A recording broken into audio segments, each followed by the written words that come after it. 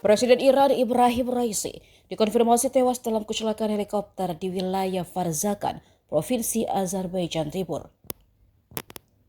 Helikopter Raisi bersama dua helikopter lain yang sedang dalam perjalanan ke kota Tabriz pada hari Minggu setelah dia meresmikan bendungan Kiskalasi di perbatasan dengan Republik Azerbaijan pada hari yang sama. Kepala Organisasi Manajemen Bencana Iran Muhammad Hasanabi pada Senin 20 Mei 2024 mengungkap kondisi jenazah Presiden Iran Ibrahim Raisi setelah ditemukan.